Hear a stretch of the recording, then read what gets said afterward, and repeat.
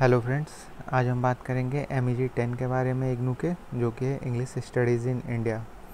इस वीडियो में हम लोग बात करेंगे कुछ इम्पॉर्टेंट ब्लॉक्स के क्वेश्चंस के, जो कि एग्ज़ाम में आने की संभावनाएं हैं। कैसे आप सेलेक्टिव स्टडी करें, कैसे स्मार्टली स्टडी करें। एग्ज़ाम पॉइंट ऑफ व्यू से हम लोग आज बात करेंगे, प्रीवियस ईयर का एनालिसिस करेंगे और देखेंगे कि कैसे कितना कम से कम पढ़ के हम लोग अच्छे से अच्छे पेपर दे सकें और किस तरह के पेपर आते हैं, ताकि आप अकॉर्डिंगली उसके हिसाब से आप प्रिपेयर कर सकें। चलिए तो स्टार्ट करते हैं इस पेपर के क्वेश्चन पैटर्न से। तो आपको पता है 100 मार्क्स के क्वेश्चन आएंगे, 3 आवर्स आपको मिलेगा। 5 क्वेश्चन अटैम्प्ट करने होते हैं, 20 मार्क्स ईच के रहते हैं। इस पेपर का पैटर्न थोड़ा सा ऊपर नीचे होते आ रहा है, मतलब प्रीवियस ईयर्स में। जैसे प्रीवियस ईयर हुआ कि अलग पैटर्न आया, उससे पहले 3-4 टर्म एंड एग्ज़ाम्स में कुछ अलग पैटर्न आया था, उससे पहले वाले टर्म एंड एग्ज़ाम्स में जैसा पिछले बार आया वैसा ही आया था। तो थोड़ा इसमें ऊपर नीचे चल रहे हैं, तो 2 टाइप के इसमें पैटर्न आते हैं। आपको दोनों दिमाग में रख के चलना होगा कि कोई भी पैटर्न आ सकता है इस बार पेपर में। जो पहला पैटर्न होता है उसमें आपके 3 सेक्शंस डिवाइडेड होते हैं, ठीक। सेक्शंस ए, सेक्शन बी और सेक्शन सी। तीनों में आपके 5-5 क्वेश्चंस रहते हैं, तो टोटल आपके हो गए 15 क्वेश्चंस, ठीक। अब आपको उसमें कंपलसरी रहता है कि आपको सेक्शन ए से एक क्वेश्चन अटैम्प्ट करना है, सेक्शन बी से एक क्वेश्चन अटैम्प्ट करना है और सेक्शन सी से एक क्वेश्चन अटैम्प्ट करना है। ये कंपलसरी रहता है कि तीनों सेक्शन से आपको एक एक क्वेश्चन अटैम्प्ट करना ही है, ये कंपलसरी है। और उसके बाद जो 2 क्वेश्चन जो बच जाते हैं, वो आपको बचे हुए किसी भी 3 सेक्शन में से किसी भी सेक्शन से आपको 2 क्वेश्चंस अटैम्प्ट करने होते हैं। और जो दूसरा टाइप है वो है कि आपको टोटल 8 क्वेश्चंस दिए रहेंगे और आपको कोई भी 5 क्वेश्चंस अटैम्प्ट करना रहता है, ठीक। इसमें आपके सेक्शंस नहीं बटे रहेंगे, कोई भी इसमें आपके वैसा इंस्ट्रक्शन नहीं रहेगा कि आपको ये क्वेश्चन करना है वो क्वेश्चन करना है। टोटल 8 क्वेश्चंस दिए रहेंगे, आपको कोई भी 5 क्वेश्चन अटैम्प्ट करना रहेगा। तो इसमें नॉर्मली आगे हम लोग देख रहे हैं कितने ब्लॉक्स हैं, क्या हैं, तो उसमें हम बात करेंगे इसके बारे में। ये तो MEG 10 का सिलेबस है ये। इसमें आपके पास टोटल 8 ब्लॉक्स हैं, ठीक।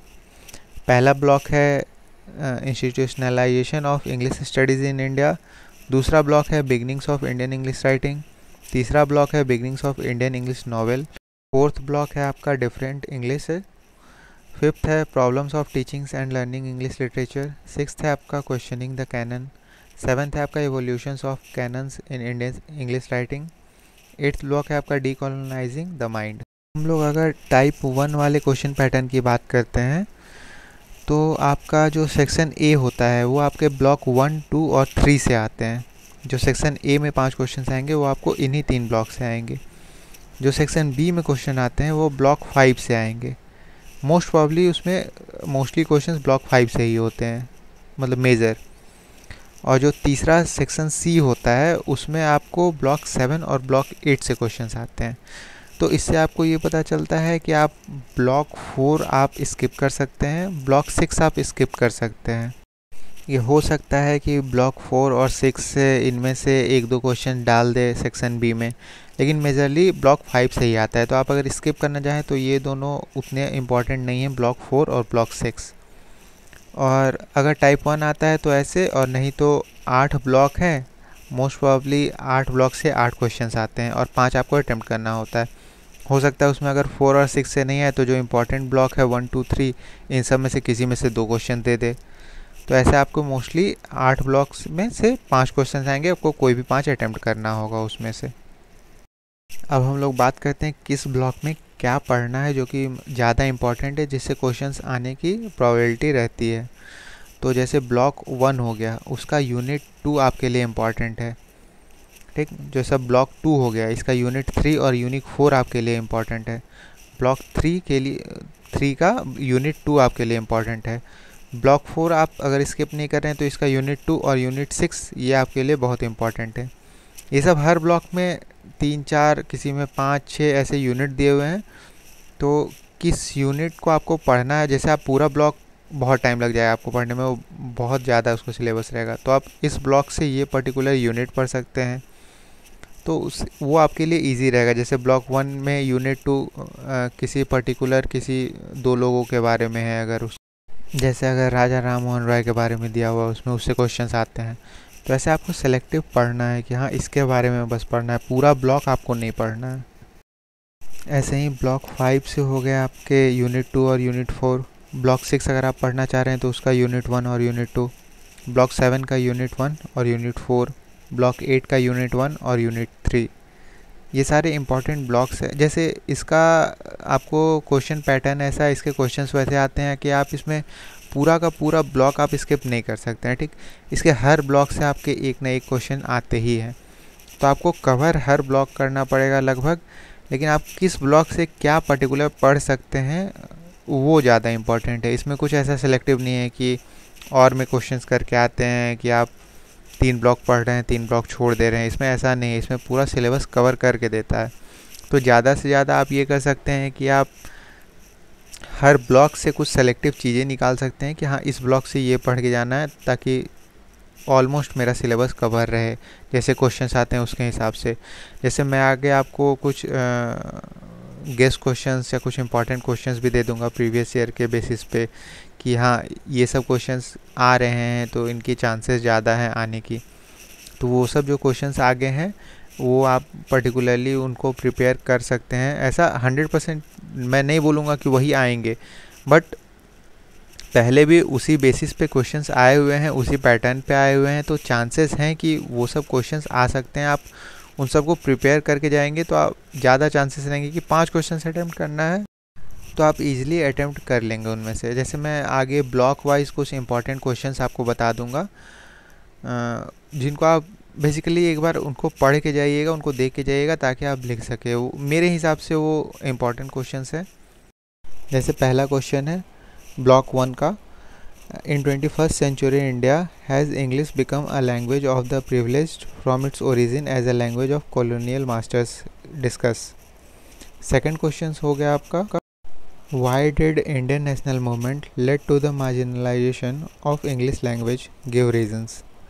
क्वेश्चन नंबर 3 हो गया आपका, what are the arguments given by Lord Macaulay in his minute on Indian education to advocate the introduction of English in India? Question 4 हो गया आपका, what are views of Raja Ram Mohan Roy on English studies in India. ऐसे ही block 2 के हो गए जो कि beginnings of Indian English writing. पहला क्वेश्चन हो गया, why did Michael Madhusudan Dutt stop writing in English midway through his career and start writing in his mother tongue? Explain. दूसरा क्वेश्चन है, discuss in brief the literary legacy of इधर तोरू दत्त और Michael Madhusudan Dutt. ये सब questions हैं जो पहले आ चुके हैं, रिपीटेड हो रहे हैं। आप इन सारे ब्लॉक के क्वेश्चंस का स्क्रीनशॉट ले लीजिएगा और इनको प्रिपेयर कर लीजिएगा। ये आपको यूट्यूब पे भी बहुत सारे चैनल्स हैं जो मैंने भी देखा है, जहाँ से मैंने अपने टाइम प्रिपेयर किया है। जहाँ से मैंने भी यूट्यूब से ही प्रिपेयर किया था। यूट्यूब पे बहुत से एक्सप्लेनेशंस आपको मिल जाएंगे। बहुत से चैनल्स हैं ऐसे जो पर्टिकुलरली इंग्लिश क्लासेस के ही हैं, तो वो आपको प्रिपरेशन करवा देंगे इनका। तो आप अगर बुक से पढ़ना चाहते हैं तो बहुत अच्छी बात है।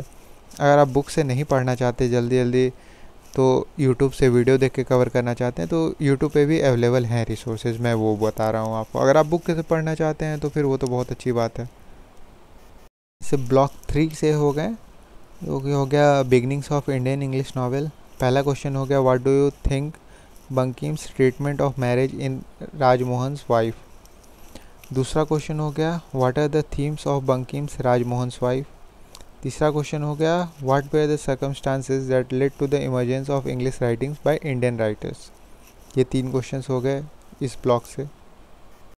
ब्लॉक 4 हो गया डिफरेंट इंग्लिशेस। इससे पहला क्वेश्चन हो गया, what does nativization of English mean in the Indian context? दूसरा हो गया, discuss with examples bilingualism, multilingualism in influences the use of English.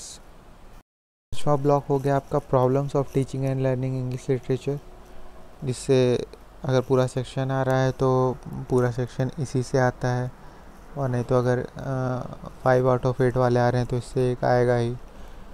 तो ये थोड़ा इम्पॉर्टेंट है ये वाला ब्लॉक। इससे आ गया पहला question, critically evaluate the role of English teacher in India. दूसरा हो गया, discuss the various stages of TELI. यहाँ टेली का मतलब हो गया teaching English literature in India. Question number 3 हो गया, would you agree English studies in India is relevant to our society? अब आते हैं ब्लॉक 6 पे, जो कि है क्वेश्चनिंग द कैनन। ठीक, इसका पहला क्वेश्चन हो गया, what forces led to the formation of literary canon and the exploding of the canon. ये इंपॉर्टेंट क्वेश्चन है थोड़ा सा, कि अगर इस ब्लॉक से आ रहा है तो ये थोड़ा आ सकता है, प्रोबेबल है।